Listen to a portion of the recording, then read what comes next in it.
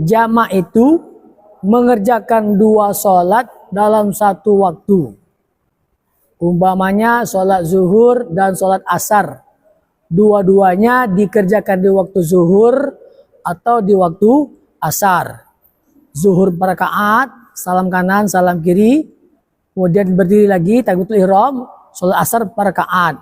Boleh di waktu zuhur, dua-duanya. Boleh di waktu asar. Begitu juga maghrib dan isya. Dua-duanya dikerjakan di waktu maghrib atau dua-duanya dikerjakan di waktu isya. Sholat maghrib 3 rakaat, salam kanan, salam kiri. Kemudian berdiri lagi, sholat isya 4 rakaat.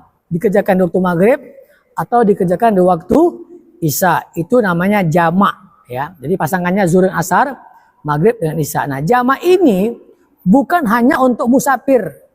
Ya, musafir boleh jamak, tapi orang yang bukan musafir pun boleh. Orang-orang yang punya kesibukan, punya kegiatan yang tidak bisa meninggalkan pekerjaannya, dan kalaupun dia sholat di waktunya masing-masing, itu akan memberatkannya. Maka orang ini boleh menjamak.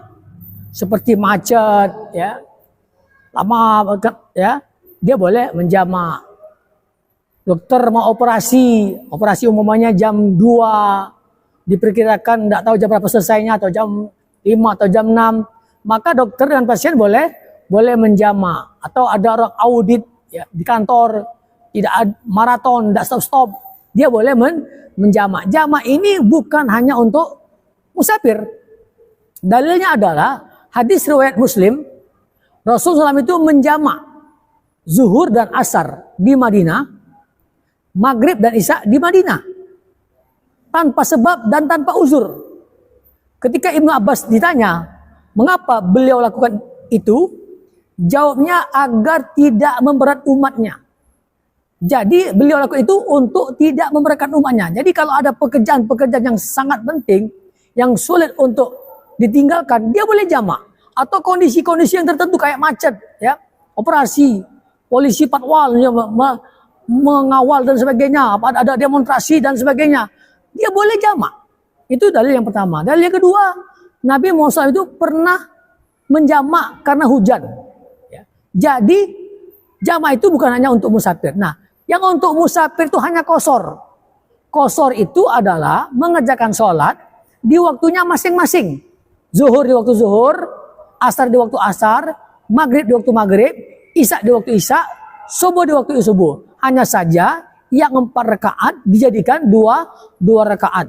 Zuhur 2 rakaat di waktu zuhur, kemudian selesai. Kemudian nanti masuk waktu asar, sholat asar 2 rakaat. Masuk waktu maghrib tetap 3 rakaat.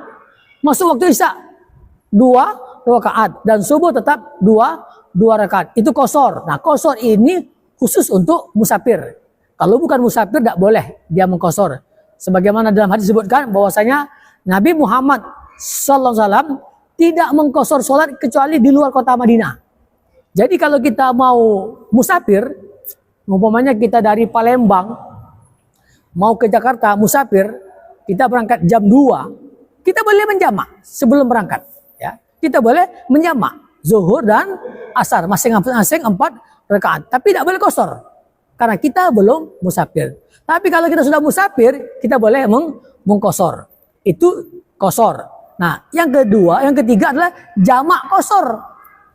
2 sholat, ya, dikerjakan dalam satu waktu, yang 4 rakaat jadikan 2. Zuhur dan asar dikerjakan di waktu zuhur atau di waktu asar, masing-masing 2 rakaat.